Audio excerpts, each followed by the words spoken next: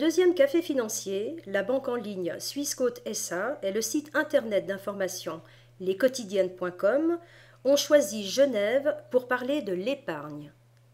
De nombreuses participantes et participants sont donc venus au bien nommé Café des Banques, situé précisément dans le quartier financier de la cité de Calvin. Pour traiter de la thématique, deux experts, Kustrim Reka de l'Université de Genève et Francesco Spagnuolo de Swissquote SA, étaient à la tribune. De nombreuses questions ont suivi la partie didactique. Comment obtenir des placements sûrs? Où investir? Comment obtenir et où trouver de l'information financière fiable? Les demandes ont également porté pour une large part sur l'offre de plans retraite. Ce deuxième café financier démontre que la finance, contre toute idée reçue, intéresse et passionne un grand nombre de romans. Ma question, est-ce qu'à l'heure actuelle, vous encouragez les investissements en métal or? J'ai une question concernant le deuxième. Est-ce que vous pouvez nous dire l'influence de ce facteur temps dans le cas du produit dérivé? L'épargne, en fait, il faut comprendre que c'est tout ce qui est l'argent que vous gagnez qui n'est pas consommé aujourd'hui. Donc, on peut considérer qu'il y a deux éléments qui peuvent donc influencer cette décision d'épargner au lieu de consommer. Madame, donc vous venez de participer au deuxième café financier qui était consacré à l'épargne. Quel enseignement en avez-vous tiré? Eh bien, je trouve ce café utile, dans le sens que les gens, depuis la crise, s'étaient posé beaucoup de questions et qu'il y a un bon nombre de questions, bon, ce soir, qui n'ont pas été répondues. Je comprends que certaines questions, les miennes notamment, demandent quand même un examen plus proche de toutes ces questions. Moi, je trouve le café financier très important. Il devrait se renouveler.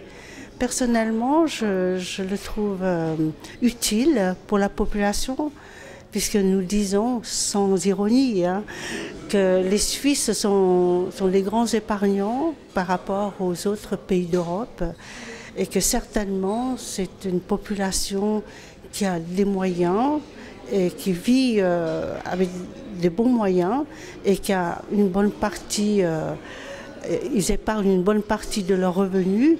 Et c'est vrai qu'avec cette crise, les gens sont devenus frileux. Et ce qu'ils ont surtout besoin, c'est de comprendre ce qui s'est passé et de regagner un peu confiance. Mais là aussi, je doute qu'ils puissent reprendre confiance comme cela vis-à-vis de la finance. Alors justement, tout à l'heure, pour la clarté du propos, vous disiez au fond, il faut trouver le moyen de réguler, de mettre des garde-fous pour qu'une crise financière telle qu'on l'a vécue ne se reproduise pas.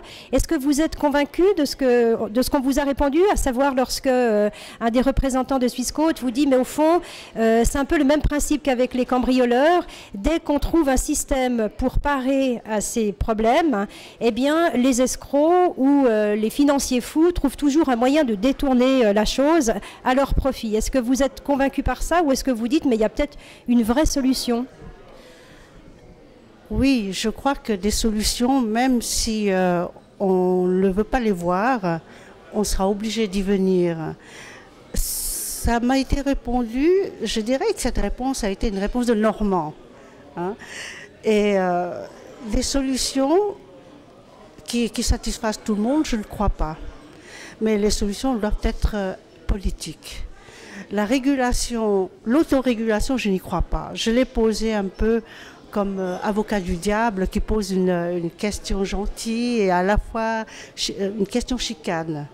Mais en réalité, ce que les investisseurs aimeraient, c'est d'être rassurés, de connaître les dispositions, les mécanismes qu'on mettrait en place pour freiner ou bien pour éradiquer la spéculation sur les finances elles-mêmes, sur ce qu'on appelait tout à l'heure les produits dérivés.